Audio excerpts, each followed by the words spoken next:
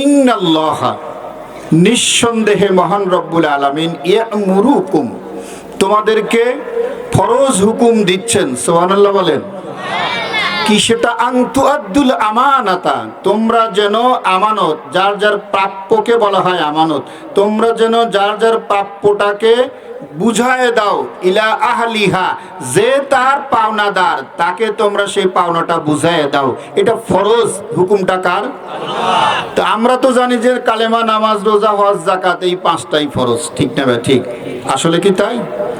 জি, কোরআনুল কারিমে প্রায় 5 শতাধিক ফরজ হুকুম আল্লাহ দান করেছে। আল্লাহু আকবার। অথচ আমরা নিয়ে কয়টা বসে আছি? কথা বলেন। 5টা। আক্ষেপ। আমি যে হাদিসটা পড়েছি এটাও এই আমানত সংক্রান্ত হাদিস। কথায় কথা আসে। এরপরে বলা হইতেছে যে যারা তোমার কাছে যা পায় ওটা তাকে বুঝায় দাও। কে বলছেন? এটা ফরজ করেছেন কে? আর এই জন্যই আমার নবী হাদিসে বলেছেন, বাইহাকি শরীফের হাদিস, মুসনাদে আহমদের হাদিস, লিমান লা আমানাতা লা ঈমান আনলা, যার আমানতদারি নাই ওর কোনো ধর্ম নাই। নাউজুবিল্লাহ। কাল বলেন।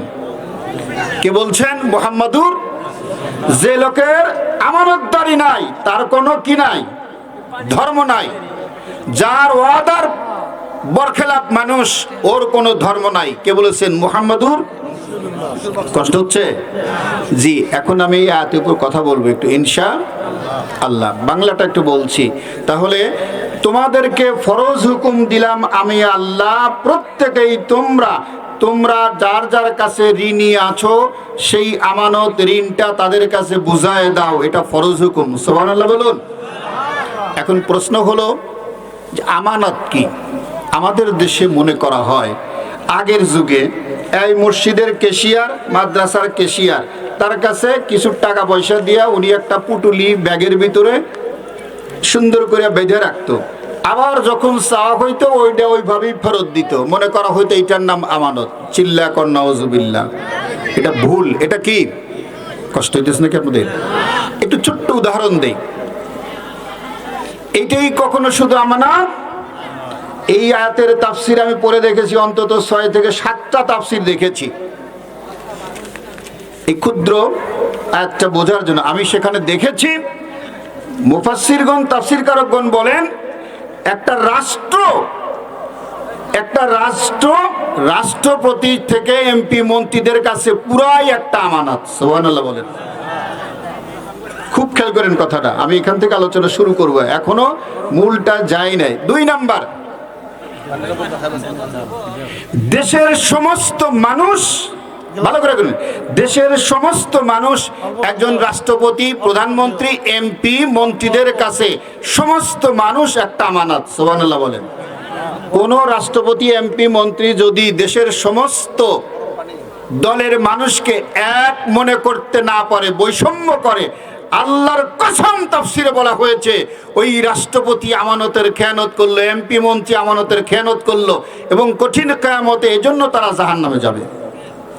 নাউজুবিল্লাহ। কাল আমি কি বানায় বলতেছি না? একটু শোনেন প্রমাণটা কি। হযরত ওমর রাদিয়াল্লাহু তাআলা আনহু, উনি একদিন মসজিদে নববীর ভিতর বসে রাষ্ট্রের হিসাব নিকাশ করতেছেন মোমবাতি জ্বালায়া। সুবহানাল্লাহ বলেন। কি জ্বালায়া? এমন সময় ওনার একজন বন্ধু আসলো, এসে সালাম, আসসালামু আলাইকা ইয়া হাবিব ইয়া সাদিক, আমার বন্ধু আপনাকে সালাম। সালামের জবাব দিলেন, বসলেন। ইজলিস, প্লিজ সিট ডাউন। বসলেন। জিজ্ঞেস করলেন, মাজা তুরিদু হা হুনা, কি উদ্দেশ্য নিয়ে আসছো বন্ধু? বন্ধু বললেন, এমনি কিছু খোঁজ গল্প করার জন্য। কথাটা বলতে দেরি, সাথে সাথে ওমর রাদিয়াল্লাহু তাআলা আনহু যে মোমবাতি জ্বালায় হিসাব করতেছিলেন ওটা নিভায়া দিলেন। আল্লাহু আকবার। অন্ধকারে তিনি পকেটে হাত দিয়ে আরেকটা মোম বের করলেন, আরেকটা দিয়া সলাই ম্যাচ বের করলেন, আবার আরেকটা জ্বালালেন। বললেন, বন্ধু এবার আসো খোঁজ গল্প করি। কিতাবের ভিতর আসছে ফারুকে আজম ওমর রাদিয়াল্লাহু তাআলা আনহুর বন্ধু বললেন, বন্ধু গল্প পরে হবে, আগে জানতে চাই। আগেরটাও দিয়াশালাই নিভায়া দেওয়ার পর যেটা বের করলে ওটাও তো একটা মোম এবং দিয়াশালাই, ওটা কেন নিভায়া দিলে, নতুনটা কেন জ্বালালে? এই কথা যতক্ষণ পর্যন্ত বন্ধু না বলবে, আল্লাহর কসম ততক্ষণ পর্যন্ত তোমার সাথে কোনো কথা হবে না। চিৎকার দিয়ে বলা যাবে কি সুবহানাল্লাহ? কিতাবের ভিতর আসছে, আল্লাহর বান্দা সাইয়েদনা ফারুক আযম ওমর রাদিয়াল্লাহু তাআলা আনহু, আমিরুল মুমিনিন, মুসলমানদের যিনি রাষ্ট্রনায়ক, রাষ্ট্রপতি, তিনি বললেন, বন্ধু আমার তাহলে শোনো, আমি আগেই যেই মোমবাতি আর খাতা পত্র নিয়ে যে লেখাপড়া হিসাব নিকাশ চালাইতেছিলাম, ওই মোমবাতিটা কেনা ছিল আমার দেশের জনগণের টাকায়, ওই দিয়াশালাই কেনা ছিল জনগণের টাকায়। জনগণের টাকার ম্যাচ আর মোমবাতি দিয়ে আমি বসে বসে বন্ধুর সাথে গল্প করব, কঠিন কিয়ামতের ময়দানে আমি মুনাফিক হয়ে আল্লাহর কাঠগড়ায় দাঁড়াবো। উনি বললেন, কেন? তিনি বললেন, ওই মোমবাতি আর ওই ম্যাচ এগুলো রাষ্ট্রের জনগণের টাকায় কেনা, রাষ্ট্রের জনগণের কাজেই সেটা ব্যয় করতে হবে। ওই মোমবাতি জ্বালায়া, ওই দিয়াশালাই জ্বালায়া যদি তোমার সাথে আমি গল্প করি বন্ধু, আমি আমানতের খেয়ানত করলাম, আর এই খেয়ানত করার জন্য মুনাফিক হয়ে গেলাম। আর এজন্য কঠিন কিয়ামতের ময়দানে আল্লাহ রব্বুল আলামিনের সামনে আমাকে মুনাফিক হতে হবে। চিৎকার দিয়ে বলা যাবে কি সুবহানাল্লাহ? আমি কি একটু বুঝাইতে পারছি আপনাদের? জামানত শুধু এই যে টাকা দিলাম মুরব্বি ধরে রাখেন, এটার নাম আমানত না, আক্ষেপ। আমাদের দেশের যারা রাষ্ট্রনায়ক, রাষ্ট্রপতি, এমপি, মন্ত্রী, বর্তমান সাবেক যেই হোক না কেন, অন্তত এতটুকুন সেন্স যদি ভিতরে কাজ করত যে all the people of a country name Bangladesh is আমানত টু আওয়ার্স, এই দেশের সমস্ত জনগণ ধনসম্পত্তি আমার কাছে আমানত, কিয়ামতে জবাবদিহি করতে হবে। At the next day I will to face the questions of my creator Allah, আমি আমার স্রষ্টার প্রশ্নের সম্মুখীন হবে একদিন। এই ভিতরে ভয় যদি থাকতো, তাহলে কি হাজার হাজার লক্ষ কোটি টাকা এই দেশ থেকে পাচার করে বিদেশে কোনো বাগান বাড়ি হতো? আরো জোরে বলেন, হতো? একটাই কারণ, তাদের ভিতরে সব জ্ঞান আছে, শুধু নাই। আরো জোরে বলেন, ঠিক না বে ঠিক? আর এই কোরআনের কথা বললেই কিছু মানুষের দেখবেন গা চুলকায়, এ আছে না নাই? জি, বেগুনও খাওয়া লাগে না, অ্যালার্জি কিছু করা লাগে না, এই কোরআনের কথাটা সঠিক কথা বললেই গা জ্বলে। বুঝবেন এইটাই হলো কথা, কয় না? এইটাই তাদের দোষর, কথা বলেন ঠিক কিনা? এইটাই শয়তানের বন্ধু, চিল্লা কোন কথা ঠিক কিনা? কষ্ট হইতেছে? জি, সেই আমানতের কথা একটু বলতে গিয়ে আপনাদের সামনে কথাটা বললাম। এই জন্য শানে নজরুল আছে, লম্বা সময়টুকুন হবে না, আমি ও কথা বাদ দিয়ে যাচ্ছি। জি জি, ও আচ্ছা আচ্ছা,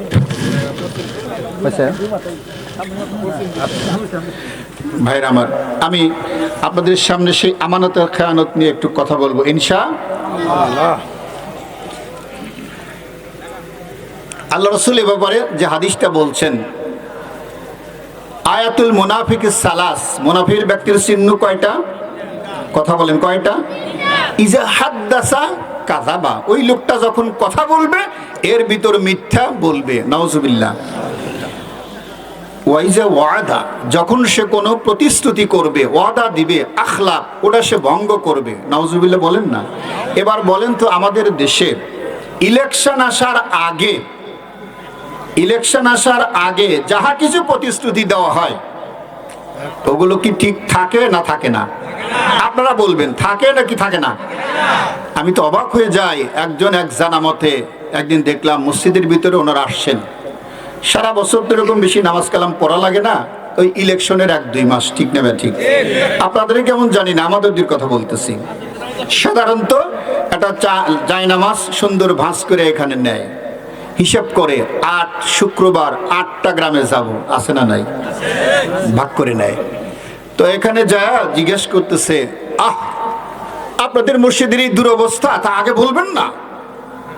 কথা দিলাম আল্লাহর ঘরের ভিতর দ্বারা আমি যদি উঠতে পারি, সর্বপ্রথম যে কাজটা আমি হাত দেব এই মসজিদ। ভালো, এটা ঠিক নেবে, ঠিক ভালো। অবাক করা কাণ্ড, পাশের গ্রামে সেই আর এক শুক্রবারে যা একই ওয়াদা দিছে, চিল্লা কর নাউজুবিল্লাহ। এবার বলেন তো উনি কোন মসজিদটা আগে ধরবে? কষ্ট হইতেছে? এরকম প্রতিশ্রুতি আছে না নাই?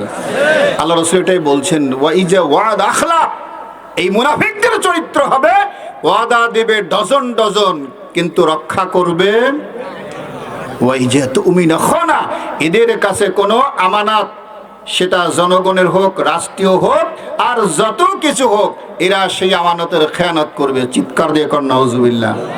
আবার আপনারা কেউ মনে করেন না জাকতালি এমপি মন্ত্রীরা ওদের জন্য আমানত, আমাদের কিছু নাই। আছে কি?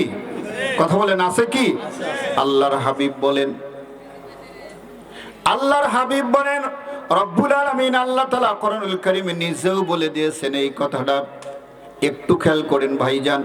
এবার বলুন তো, এই জায়গাতে আপনারা দু চারজন হাজী সাহেব আছে না নাই? জোরে বলুন। আমি আমার এলাকার একটা কথা বলছি।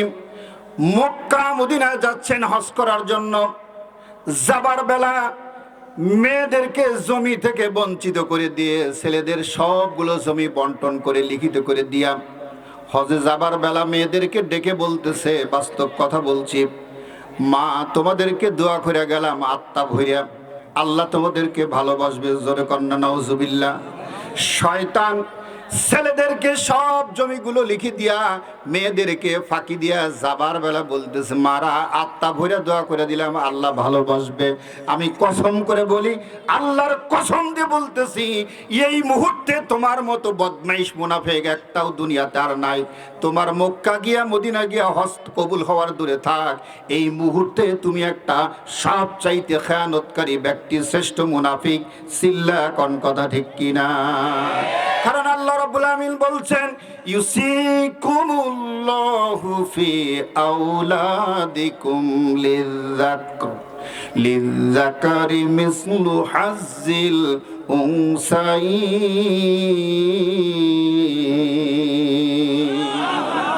আল্লাহ রাব্বুল আমিন বলেন, যতগুলো হুকুম তোমাদেরকে ফরজ করে দিয়েছি আমি আল্লাহ, প্রায় 5 শতাধিক ফরজ হুকুম, এর মধ্যে একটা ফরজ হলো এই যে তোমরা যখন ছেলে মেয়েদের মধ্যে জমা জমি বন্টন করে দেবে, অর্থ সম্পদ বন্টন করে দেবে, প্রত্যেকটা মেয়েকে যা দিবা, প্রত্যেকটা ছেলেকে তার ডাবল দিবা। আমি আল্লাহ এটা ফরজ করে দিলাম। বলুন মারহাবা। আরো জোরে বলুন মারহাবা। এবার বলেন তো, যেই জমা জমি আল্লাহ ভাগ করে দিলেন, আমাদের দেশের মুরব্বীদের মধ্যে, বাবা বড় ভাইদের মধ্যে এইটা ভেঙে দেওয়ার অধিকার কি আছে? আরো জোরে বলেন। এটা কি হয় না? আরো জোরে বলেন।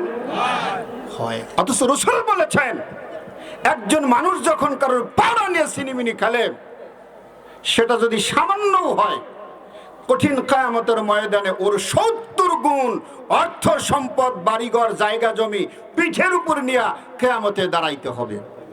বুখারীর হাদিস। কষ্ট হইতেছে আপনাদের? না, আমি এখন সামনে যাব, এই কথাগুলো আর এতটুকু বলতে চাই না। বলবেন যেটা কেমনে? আল্লাহ রাব্বুল আমিনের পরের আয়াতে যেটা বলছে, আমি একটু ওই দিকে যাব ইনশাআল্লাহ। কষ্ট নিলেন?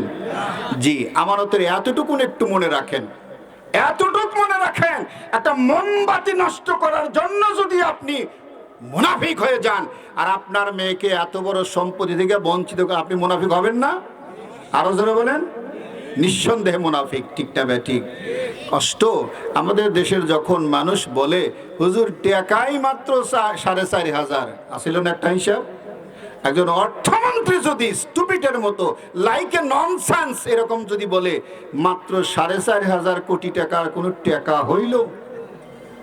তুমি মিয়া কার উত্তরসূরি জানো?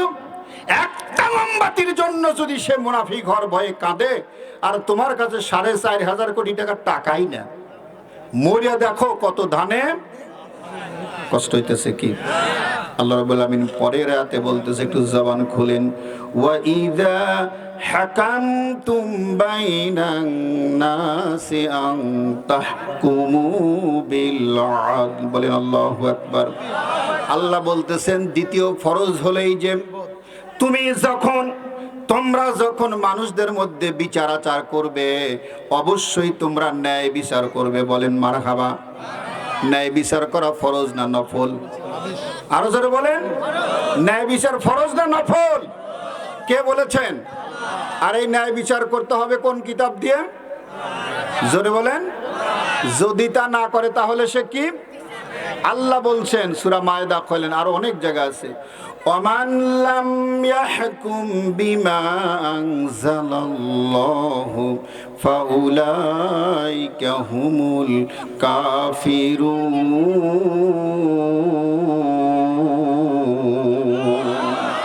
আল্লাহ বলেন আমার কোরআনুল কারীম তাদের সমাজে, তাদের বাড়িতে, তাদের রাষ্ট্রে থাকার পর যখন এই কোরআনকে সাইড করে মানব রচিত কোনো বিধান দ্বারা যখন বিচার আচার করা হয়, রাষ্ট্র চালানো হয়, আমি আল্লাহ রাব্বুল আলামিন পরিষ্কার করে বলে দিলাম ওই মানুষগুলো কাফের কাফের কাফের। চিৎকার দেখুন একটু নাউজুবিল্লাহ। কোরআন দিয়ে বিচার না করলে সেই মানুষগুলো কি? আরো জোরে বলেন। এবার বলেন তো আমাদের রাষ্ট্রে সেই কোরআনের বিচার আছে? তো আছে? আরো জোরে বলেন আছে। তো কোরআন কি দেশে নাই? তো এইটা হয় না কেন? তার মানে এই কোরআন দিয়ে যিনি বিচার করবেন সংসদে, তার তো আবার এই কোরআন জানা থাকা লাগবে। কথা বলেন। এখন ওনার যদি কোরআনের জ্ঞানটা এই পরিমাণ হয়, ঈদগাহ মাঠে দাঁড়ায়া উনি যখন বলেন, প্রিয় ভাইরা আমার, আজকে ঈদুল ফিতরের জানাজার নামাজ সকাল 8:30টায় অনুষ্ঠিত হবে। আমি কি বানায় বললাম? এই ঢাকায় এটা শোনেন না আপনারা? আজকের ঈদুল ফিতরের জানাজার নামাজ কটায় হবে? ঈদুল ফিতরের জানাজা। তার মানে সারা জিন্দেগিতে কোনো দিন সে নামাজে যায় নাই। চিল্লা কম ঠিক কিনা? ও নামাজ কোনটা করতে বুঝবে কেমনে? রাস্তাঘাটে অফিসে বসে শুধু শোনে অমুক মারা গেছে, ইন্না লিল্লাহ, শোনে কিনা? তার জানাজার নামায় 8টা 10টা এগুলো শোনে। ওনার মাথায় ওইটাই যে আজকে ঈদের দিনে এটা হয়তো জানাজার নামাজ। এই কথা কন না কেন? এইরকম আছে না নাই?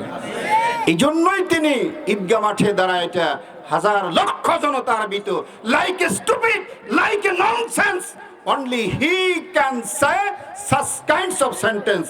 সেই বোকার মতো এগুলো বলতে পারে। চিল্লা কম ঠিক কিনা? কষ্ট হইতেছে? অথচ আল্লাহ রাব্বুল আলামিন এই পৃথিবীতে সর্বপ্রথম কোরআন পাঠিয়ে দিয়ে কি বলছেন?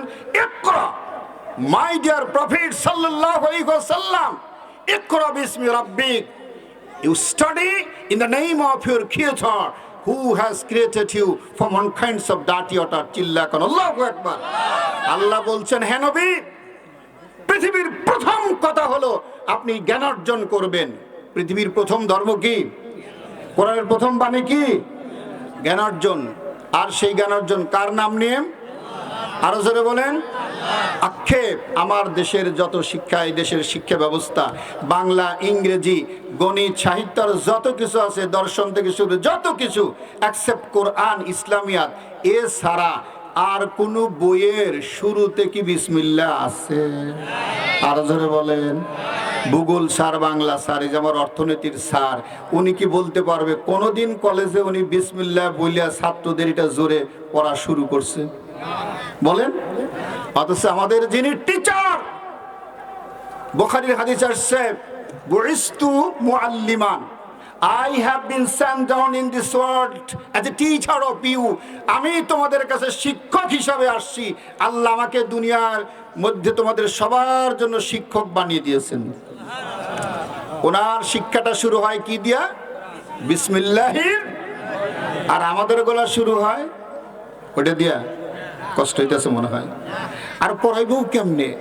অনেকে মনে করে হুজুর কি বলবো, আমার এক চাচাতো মামি আমাকে জিজ্ঞেস করতেছে যে ভাইনা, এলা সল্ডো মাদ্রাসায় দিবার চাই, তা তোমার মামা এটা সহ্য করে না কেন মামি? কয় বলে যে আমারই সল টেবিল পেরে মানুষের কাছে টিহা চাইব বিশুদ্ধবারে হাটের দিন, বুঝেন না কথা? আমার সল ঈদের দিন বাড়ি আসবে না, চামড়া টানবে। এটা কি হয়? কোরআন তো শিখাইতে চাই কিন্তু এর জন্য পারি না। নাউজুবিল্লাহ কাল বলেন। আছে না নাই? আমার ছেলের বেতন থাকবে 6 মাস বাকি পুরা, আমার ছেলে এগুলা করবে না, এই জন্য আমি মাদ্রাসায় পড়াবো না। আমাদের দেশের বলেন তো এই অবস্থা আছে না নাই? আরো জোরে বলেন আছে না নাই? বাট এইটা তো জানেন না, who is liable for it? এই শিক্ষা ব্যবস্থার জন্য দায়ী কে বলেন? দেশ, গভর্নমেন্ট, সরকার দায়ী। দেশের মানুষকে কোরআনিক শিক্ষা দেওয়া এটা টোটাল সরকারের দায়িত্ব। চিল্লা কোন সুবহানাল্লাহ। আছে কি সেটা? কারণ সরকার নিজেও তো এই কোরআন জানে না, সেই লোকগুলাকে আমরা ওখানে পাঠাই। আরো জোরে বলেন। আমাদের দেশের ভিতরে ভুল ধারণা মানুষের, কয় শোনো বাবু, ভালো মানুষ দিয়ে কাম হবো না, এনে মারিং কাটিং করা লাগবো, আনা লাগবো, দেওয়া লাগবো। শালদারি কথা আছে কি? কয় মারিং কাটিং করা লাগবো, আনা লাগবো, দেওয়া লাগবো। বোঝেন? বোঝেন না মনে হয়। আচ্ছা বলুন তো, মুহাম্মদুর রাসূলুল্লাহ সাল্লাল্লাহু আলাইহি ওয়াসাল্লাম তো মারিং কাটিং করতেন? খোলাফায়ে রাশিদিন 4 জন মারামারি করতেন, মারিং কাটিং, ঘুষ ঘাস। কথায় কথা আসে, সময় নাচ্ছে, আসলে আপনারা কষ্ট পাইতেছেন। তো ন্যায় বিচারের কথা বলা হয়েছে, হাদিসে কি আসছে? ওই যে হাকামা আদিলা, মানুষ যখন কোরআন দিয়া বিচার করে তখন সেটা ন্যায় বিচার হয়। কথাকার আরো জোরে বলুন। সেই কোরআনুল কারীমের একটা ন্যায় বিচারের ছোট্ট কথা আপনাদের সামনে উঠায় ধরবো কষ্ট হচ্ছে? জি। ঘটনাটা ছিল বাগদাদ রাজ্যের ঘটনা। কোথাকার? বাগদাদ। প্রেসিডেন্ট ছিলেন যিনি, আমি নামটা বলবো না, নামটা আপনাদের কাছ থেকে চাই আপনারা এটা বলবেন আল্লাহ। বলে গেছি, আমার মামি ওইটা বলে, বাবা মরার পরে আমাকে জানাজা করবে আমার ছেলে, এটা খুব চাই, তোমার মামা যে রাজি হয় না। মামিকে এতটুকু বলেছিলাম যে মামি, ওই মাদ্রাসা থেকে তো আমিও তো কামেল পাস করেছি। I have completed Kamel certificate from the department of হাদিস, as well as I have completed master degree certificate from the University of Rajshahi. আমি তো দুটাই করেছি, তো আমি কি আপনার যেটা ধারণা করেন আমি কি ওই বিশুদ্ধবারে টেবিল নিয়ে বসি? তো মামি কয় না, তা তো না। যে আমার কি বেতন বাকি? কষ্ট হচ্ছে আমাদের, আমার কি বেতন বাকি? বলছেন না। বলে আমার বেতন কত? তখন ছিল 48,000। তো ওটা শোনাইলাম। সে মামি, এরপরেও আপনারা মাদ্রাসায় পড়াতে কেন ভয় পান?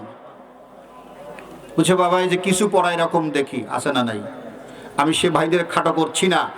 আপনাদের আমাদের সবাইকে আন্দোলন করে সরকারকে বুঝিয়ে দিতে হবে যে মাননীয় গভর্নমেন্ট, আপনি আমাদেরকে এই শিক্ষা দিয়ে এর উপযুক্ত মর্যাদা দিতে, এর মূল্যায়ন করতে আপনি বাধ্য। চিল্লা এখন ঠিক কিনা?